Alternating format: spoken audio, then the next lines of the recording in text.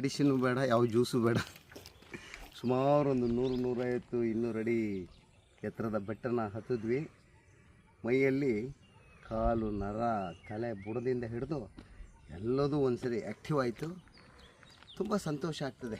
ಇಂಥ ಪ್ರಕೃತಿ ನಮಗೆ ದೇವರು ಯಾವುದೂ ಕಮ್ಮಿ ಕೊಟ್ಟಿಲ್ಲ. ಮನುಷ್ಯನಿಗೆ ಏನು ಬೇಕು ಎಲ್ಲದನ್ನು ಕೊಟ್ಟಿದ್ದಾನೆ. ಆದರೆ ಮನುಷ್ಯ ಬಹಳ ದಡ್ಡ. ಇವನಷ್ಟು ದಡ್ಡ ಪ್ರಾಣಿನೂ ಯಾರಿಲ್ಲ, ಇವನಷ್ಟು ಬುದ್ಧಿವಂತ ಪ್ರಾಣಿನೂ ಯಾರಿಲ್ಲ. ಯಾಕಂದರೆ ಕೆಲವೊಂದು ವಿಚಾರದಲ್ಲಿ ದಡ್ಡನಾಗಿರ್ತಾನೆ, ಕೆಲವೊಂದು ಅನ್ವೇಷಣೆ ಮಾಡೋದರಲ್ಲಿ ಬುದ್ಧಿವಂತ ಆಗಿರ್ತಾನೆ. ಅದರಿಂದ ನಾನು ಹೇಳೋದಿಷ್ಟೇ, ಕೊಟ್ಟಂಥ ಪ್ರಕೃತಿ ದತ್ತವಾಗಿ ಕೊಟ್ಟಂಥದ್ದನ್ನೆಲ್ಲ ನಾವು ಉಳಿಸ್ಕೊಂಡು ಅದನ್ನು ಹೊರತುಪಡಿಸಿ ಬೇರೆದೇನಾದರೂ ಅನ್ವೇಷಣೆ ಮಾಡೋದು ಮಾತ್ರ ಈ ಜಗತ್ತಿನಲ್ಲಿ ಮುಂದೆ ಸಾಗುವಂತಹ ಕೆಲಸಗಳು ಆಗಬೇಕು ಅಂತ ನಾನು ಹೇಳೋದು. ಪ್ರಕೃತಿ ಕೊಟ್ಟಿದ್ದೆಲ್ಲ ನಾವು ಹಾಗೆ ಇಟ್ಕೊಬೇಕು. ಪ್ರಕೃತಿ ಕೊಟ್ಟಿದ್ದು ಯಾವುದೂ ಕಳಿಬಾರ್ದು, ಅದನ್ನ ಜೋಪಾನವಾಗಿ ಇಟ್ಕೊಬೇಕು.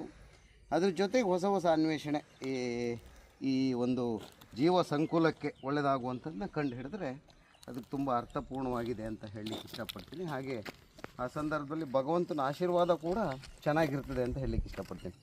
ಎಷ್ಟು ಖುಷಿ ಆಯ್ತು ನೋಡಿ, ನಾವೊಂದು 4-5 ಜನ, ನಾನು, ನನ್ನ ಸಹೋದರ ನಾರಾಯಣ ಸೋಮಣ್ಣ, ನನ್ನ ತಂದೆ ಶಂಕರ್ ಅವರು, ರಾಮಚಂದ್ರಣ್ಣ ಬಂದ್ವಿ, ಒತ್ತಿದ್ವಿ. ಸುಮಾರು ಮೇಲ್ಗಡೆಯಿಂದ ಕೆಳಗಡೆ ಹೋಗಿ ಬರಲಿಕ್ಕೆ ಒಂದು ಹೆಚ್ಚು ಕಮ್ಮಿ 1.5 ಗಂಟೆ ಹೊತ್ತಾಯಿತು.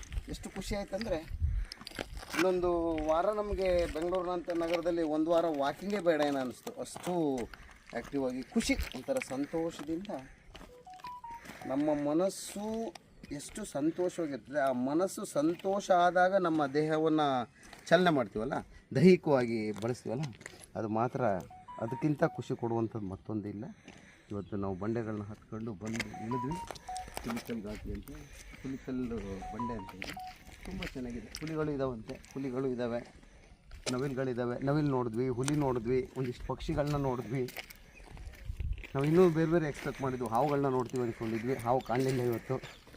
ಆ ರೀತಿ ಅದ್ರ ಸುತ್ತ ಒಂದು 300 ಎಕರೆಯಲ್ಲಿ ಬಂಡೆ ಇದೆ. ಅದ್ರ ಸುತ್ತ ಎಲ್ಲ ಕಾಡು ಮಧ್ಯೆ ಮನೆಗಳು. ತುಂಬ ಚೆನ್ನಾಗಿದೆ. ಇಲ್ಲಿ ಅವರು ಒಳ್ಳೆ ವಾತಾವರಣದಲ್ಲಿ ಬದುಕ್ತಾರೆ. ಅದಕ್ಕೆ 80-85 ವರ್ಷ ಆದರೂ ಆ್ಯಕ್ಟಿವ್ ಆಗಿ ಹೋಗ್ತಾ ಇರ್ತಾರೆ. ಒಬ್ಬರೇ ಸೈಕಲ್ ಹೊಡ್ಕೊಂಡು ಹೋಗ್ತಾ ಇರ್ತಾರೆ, ಒಬ್ಬರೇ TVS ಬಿಟ್ಕೊಂಡು ಹೋಗ್ತಾ ಇರ್ತಾರೆ. 85 ವರ್ಷ 90 ವರ್ಷದವರು. ಇದು ಸಿಟಿ ವಾತಾವರಣದಲ್ಲಿ ಆಗಲ್ಲ. ಸಿಟಿ ವಾತಾವರಣದಲ್ಲಿ ನಾವೇನಾದರೂ ರೆಡಿ ಮಾಡ್ಕೊಬೇಕಷ್ಟೇ ಬಿಟ್ಟರೆ, ಪಾರ್ಕ್ಗಳನ್ನ ಒಳ್ಳೆ ರೀತಿ ಉಳಿಸ್ಕೊಂಡು ಏನಾದರೆ ಇದಕ್ಕೆ ಸಮದೋಗಿಸ್ಲಿಕ್ಕೆ ಅಷ್ಟಾಗಲ್ಲ. ಒಂದು 20% ನಾವು ಪಾರ್ಕ್ಗಳನ್ನ ಒಳ್ಳೆ ರೀತಿ ಬೆಳೆಸ್ಕೊಂಡು, ಗಿಡಗಳನ್ನ ಉಳಿಸ್ಕೊಂಡು, ರಸ್ತೆ ಬದಿ ಮರಗಳನ್ನ ಹಾಕ್ಕೊಂಡು ಈ ರೀತಿ ಎಲ್ಲ ಮಾಡಿದ್ರೆ ಸ್ವಲ್ಪ ಉಳಿಬೋದು, ಸ್ವಲ್ಪ ಆರೋಗ್ಯ ಸಿಗ್ಬೋದು. ಕೊನೆ ಪಕ್ಷ 100ರಲ್ಲಿ ಒಂದು 20 ಭಾಗ ಆದರೂ ನಾವು ನಗರ ಪ್ರದೇಶದಲ್ಲಿ ಅನುಭವಿಸ್ಬೋದು ಅಂತ. ಸರ್, ಇದು ಪ್ಲೇಸ್ ಎಲ್ಲಿ ಬರುತ್ತೆ ಸರ್? ಇದು ಆ್ಯಕ್ಚುಲಿ ಉಡುಪಿಗೆ 40 ಕಿಲೋಮೀಟ್ರು, ಕುಂದಾಪುರಕ್ಕೂ 40 ಕಿಲೋಮೀಟ್ರು. ಒಂಥರ ಹೆಬ್ರಿ ಅನ್ನೋದು ಹೆಬ್ರಿ ಜಂಕ್ಷನ್. ಅದಕ್ಕೆ ಈಗ ಏನು ಮಾಡಿದ್ದಾರೆ, ಈ ವರ್ಷ ಇದನ್ನ ಹೆಬ್ರಿ ತಾಲೂಕಾಗಿ ಮಾಡಿದ್ರು. ಮುಂದಿನ ದಿನಗಳಲ್ಲಿ ಇಲ್ಲೂ ಒಂದು ವಿಧಾನಸಭಾ ಕ್ಷೇತ್ರ ಇದೆ, ಹೆಬ್ರಿ ವಿಧಾನಸಭಾ ಕ್ಷೇತ್ರ ಅಂತಲೇ ಬರ್ತದೆ. ಇಲ್ಲೂ ಒಬ್ಬರು MLA ನಿಲ್ತಾರೆ. ಈ ರೀತಿಲಿ ಮೊದಲು ಕಾರ್ಕಳ ತಾಲೂಕಿತ್ತು, ಕಾರ್ಕಳ ತಾಲೂಕಿಗೆ ಹೆಬ್ರಿ ಸೇರಿತ್ತು. ಈಗ ಮುಂದಿನ ದಿನಗಳಲ್ಲಿ ಇದು ಎಲ್ಲ ರೀತಿಯ ಸೆಂಟ್ರ್ ಪಾಯಿಂಟ್ಸ್ ಆಗಿರೋದ್ರಿಂದ ಎಲ್ಲ ಜಂಕ್ಷನ್ ಆಗಿರ್ತದೆ. ಅಲ್ಲಿ ನೀವು ನಿಂತ್ಕೊಂಡ್ರೆ ಆಗುಂಬೆ ಕಡೆ ಒಂದು ರೋಡ್ ಹೋಗ್ತದೆ, ಉಡುಪಿ ಕಡೆ ಒಂದು ರೋಡ್ ಹೋಗ್ತದೆ, ಕುಂದಾಪುರ ಕಡೆ ಒಂದು ರೋಡ್ ಹೋಗ್ತದೆ. ಈ ರೀತಿ ಜಂಕ್ಷನ್ ಪ್ರದೇಶ. ಅಲ್ಲಿಂದ 2 ಕಿಲೋಮೀಟ್ರಲ್ಲಿ ನಮ್ಮ ಮಾವನ ಮನೆ ಇರೋದು. ಇದೆಲ್ಲ ನಮ್ಮ ಮಾವನ ಮನೆ, ಅವ್ರು ಬೆಳೆಸಿರೋ ತೋಟಗಳು. ತುಂಬ ಒಂದು 10-15 ಎಕರೆ ತೋಟಗಳೆಲ್ಲ ಮಾಡಿದ್ದಾರೆ. ಮಧ್ಯದಲ್ಲಿ ಮನೆ ಕಟ್ಟಿದ್ದಾರೆ. ತುಂಬ ಖುಷಿ ಆಗ್ತದೆ. ಇಲ್ಲಿ ಬಂದರೆ ನಮ್ಗೆ 1-2 ದಿನ ಇರ್ತೀವಿ ಈ ಬ್ಯುಸಿ ಶೆಡ್ಯೂಲ್ನಲ್ಲಿ. ಬಟ್ ಆ ಸಮಯ ಹೆಂಗಿರ್ತದೆ ಅಂದರೆ, 1 ಗಂಟೆ ಅಂದರೆ 1 ನಿಮಿಷಕ್ಕೆ ನಾವು ಹೋಲಿಕೆ ಮಾಡ್ಬೋದು. ಅಷ್ಟು ತುಂಬ ಸುಂದರವಾಗಿ ಕಳೀತೀವಿ. ತಮ್ಮ ಹೆಸರು? ನನ್ನ ಹೆಸರು ರಾಘವೇಂದ್ರ ಶೆಟ್ಟಿ ಅಂತ. ನಾನು ಬೆಂಗಳೂರಿನಲ್ಲಿ ಇದ್ದೀನಿ. ಮೂಲ ನಾವೆಲ್ಲ ಹುಟ್ಟಿರೋ ಜಾಗ ಇದು. ಇಲ್ಲಿ ಬಂದಿದ್ದೀವಿ. ಫಸ್ಟಲ್ಲಿ ಒಂದು 3-4 ಸರಿ ಆದರೆ ಇಲ್ಲಿ ಬರ್ತೀವಿ.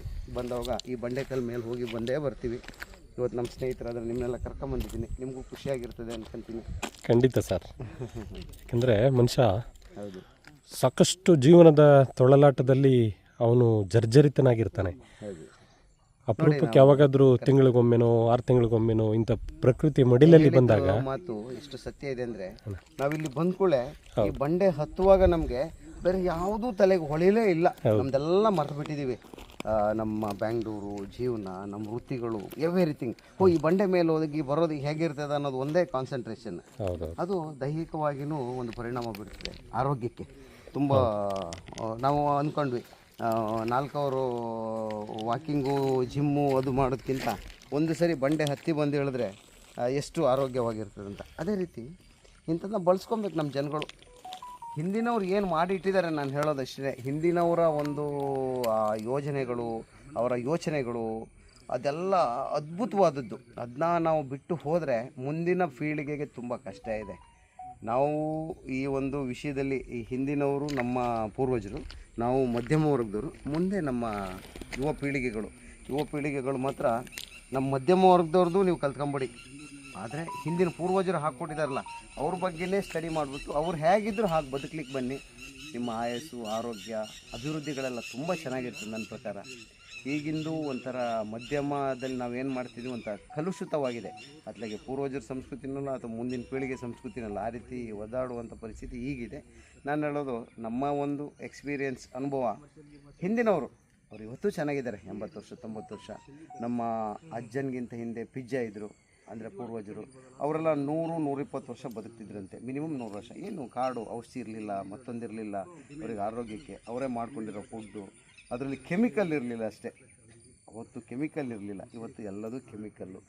ಅದರಿಂದ ಆ ರೀತಿಯ ಫುಡ್ಗಳನ್ನ ತಿಂದ್ಕೊಂಡು ಆ ರೀತಿಗೆ ನಾವು ಮತ್ತೆ ಹೋಗ್ಬೋದು. ಪ್ರಕೃತಿ ಕೊಡ್ತದೆ, ಪ್ರತಿ ವರ್ಷವೂ ಕೊಡ್ತದೆ. ಈ ಒಂದು ಈ ಮರ ಏನು ಮಾಡ್ತದೆ, ನಾವು ನೋಡ್ತಾನೆ ಇರ್ತೀವಿ, ನಾವು ಬದಲಾಗ್ತೀವಿ ಒಂದು ವರ್ಷದಲ್ಲಿ. ಆದರೆ ಅದು 1 ವರ್ಷ ಆಗುವಾಗ ಅದ್ರ ಪಾಡಿಗೆ ಅದು ಹೂವು ಬರ್ತದೆ, ಅದು ಮಿಡಿ ಬರ್ತದೆ, ಕಾಯಿ ಆಗ್ತದೆ, ಹಣ್ಣಾಗ್ತದೆ. ಅದು ಎಲ್ಲೂ ಬದಲಾವಣೆ ಆಗಲ್ಲ. ಅದು ಏನು ಕೊಡಬೇಕು ಈ ಪ್ರಕೃತಿ ಕೊಟ್ಟೇ ಕೊಡ್ತದೆ. ನಾವು ಮನುಷ್ಯ ಮಾತ್ರ ಅದು ಇದು ಮತ್ತೊಂದು ಅಂತ ಹೇಳ್ಕೊಂಡು ಏನೇನೋ ಮಾಡ್ಕೊತ ಇರ್ತೀವಿ. ಪ್ರಕೃತಿನ ನಾವು ಆರಾಧಿಸೋಣ, ಪ್ರಕೃತಿನ ಪೂಜೆ ಮಾಡಿಸೋಣ. ನಮ್ಮ ಆರ್ಯನವರು ಮಾಡ್ತಾ ಇದ್ದಿದ್ದು ಹಾಗೆ. ಮಧ್ಯ ಏಷ್ಯಾದಿಂದ ಬಂದಂಥ ಆರ್ಯರು ಪ್ರಕೃತಿನೇ ದೇವರು ಅಂತ ಹೇಳಿದ್ರು. ಅದು 100ಕ್ಕೆ 100 ಸತ್ಯ ನನ್ನ ಪ್ರಕಾರ. ಎಲ್ಲ ನಮಗಿಲ್ಲೇ ಕೊಡ್ತದೆ, ನಾವು ಇಲ್ಲೇ ತಗೊಂಡು ಇಲ್ಲಿಗೆ ಹೋಗ್ತೀವಿ ಅಷ್ಟೇ. ಅದರಿಂದ ಅತ್ಯದ್ಭುತವಾದಂಥ ಪ್ರಕೃತಿನ ನಾವು ಪೂಜೆ ಮಾಡಬೇಕು, ಆರಾಧಿಸಬೇಕು ಅಷ್ಟೇ. ಒಂದು ಗಿಡ ನೆಟ್ಟರೆ ಅದನ್ನ ಪೋಷಣೆ ಮಾಡಬೇಕು. ಆ ಗಿಡದಿಂದ ನಮಗೆ ಮುಂದಿನ ದಿನಗಳಲ್ಲಿ ಫಲವತ್ತು ಏನು ಕೊಡ್ತದೆ, ನೆರಳು ಕೊಡ್ತದೆ, ಹಣ್ಣು ಕೊಡ್ತದೆ, ಮರ ಕೊಡ್ತದೆ. ಇಲ್ಲಿ ನಿಜ ತೊಗೊಂಡ್ಬೇಕಂದ್ರೆ ಒಂದು ಮರ ನೀವು ತೊಗೊಂಡ್ರೆ ಅದು ಹಣ್ಣಾಗ್ತದೆ, ಹೂವು ಆಗ್ತದೆ. ಆ ಮರ ಮನೆ ಕಟ್ಟಲಿಕ್ಕೆ ಬಳಸ್ಕೊಳ್ತಾರೆ. ಆ ಮರದಲ್ಲಿ ಎಲೆಗಳು ಬಿದ್ದಿದ್ದನ್ನ ಕೊಟ್ಟಿಗೆಗೆ ಹಾಕ್ತಾರೆ, ದನಗಳು ಮಲಗ್ತವೆ, ಅದು ಗೊಬ್ಬರ ಆಗ್ತದೆ, ಮತ್ತು ಬೇಸಾಯಕ್ಕೆ ತರ್ತಾರೆ. ಒಂದೆರಡಲ್ಲ, ಸೌದೆ ಕೊಡ್ತದೆ. ಎಲ್ಲರೂ ಗ್ಯಾಸ್ ಯೂಸ್ ಮಾಡ್ಬೇಕಂತಿಲ್ಲ. ಮೊದಲೆಲ್ಲ ಸೌದೆ ಅಡುಗೆಯಲ್ಲೇ ತಿಂತಾ ಇದ್ವಲ್ಲ, ಎಷ್ಟು ಚೆನ್ನಾಗಿ ಅಡುಗೆ ಇತ್ತು, ಆ ಟೇಸ್ಟು, ಆ ಹೆಲ್ತಿ ಫುಡ್ಡು. ಈ ರೀತಿ ಎಲ್ಲ ಬಳಸ್ಕೊಬೋದು. ಪ್ರಕೃತಿ ಯಾವುದೂ ಕಮ್ಮಿ ಮಾಡಿಲ್ಲ ಅಣ್ಣ, ಪ್ರಕೃತಿ ಮಾತ್ರ ಯಾವುದೂ ಕಮ್ಮಿ ಮಾಡಿಲ್ಲ. ನಾವು ಬಳಸ್ಕೊಳೋದ್ರಲ್ಲಿ ಇರೋದಷ್ಟೇ. ಆ ರೀತಿ. ಧನ್ಯವಾದಗಳು ಸರ್. Thank you.